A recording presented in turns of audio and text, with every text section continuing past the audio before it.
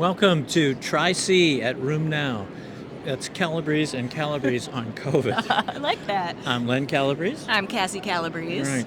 Hey, so we've got like 5 minutes here to knock some COVID down for you. Cassie and I have both been pretty impressed or depressed that, COVID is such a fast-flowing river that anything here as an abstract is old news, and that COVID-19 is an area where we first look for things on preprint servers and on social media, and then are vetted. Despite that, there's some very high-quality science here and some very fascinating work going down. I'm going to talk about one abstract, and Cassie's going to talk about another. The first one is abstract 0793, Norm Galis, Andrew Holman, and colleagues looking at the frequency of dysautonomia measured with a next generation machine which measures heart rate variability, an index of autonomic dysfunction in patients with long COVID. So Dr. Galis has a long COVID clinic in Florida, and they looked at 40 patients, and after assessing them for dysautonomia, found that 86% of these individuals had decreased parasympathetic tone, and about 50% of them had increased sympathetic tone.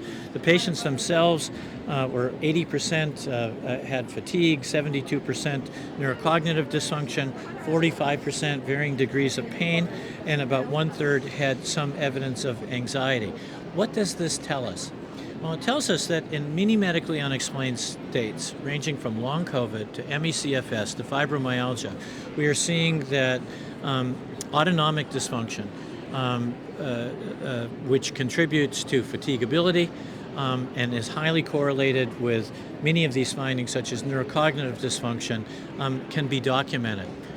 What are the prospects for this? One, it could turn into a reliable biomarker if appropriate controls are done and the study is expanded.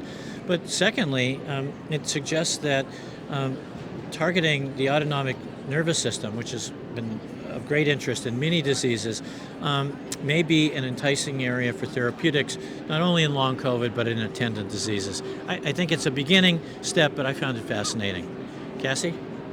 That is fascinating. The other kind of hot topic in COVID is pre-exposure prophylaxis with Tixagevimab, Cilgavimab, or Evusheld, which we've all been talking about, the new circulating variants. So some bad news for pre-exposure prophylaxis. However, there's a great late-breaking abstract, number 8, by Christopher Podgorski and colleagues at WashU that described their experience of breakthrough COVID in about 160 rheumatic disease patients who received Evusheld.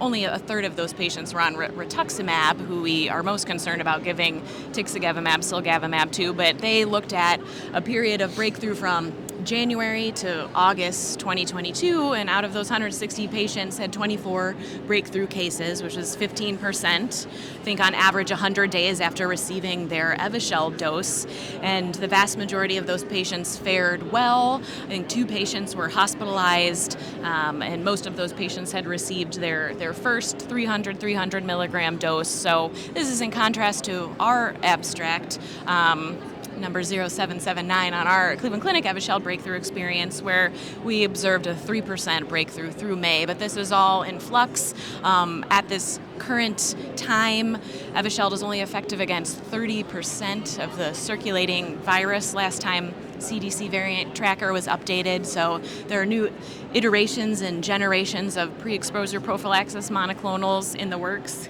and we'll stay tuned. So follow Room Now for all the ACR 2020 meeting coverage you need. And final shout out, we have a commentary in arthritis and rheumatology that is now online about what we view and what we think rheumatologists will be confronted by as the COVID-19 pandemic morphs, and that has a lot to do with protecting and treating our immunocompromised patients. Please check it out and follow us on Twitter, of course.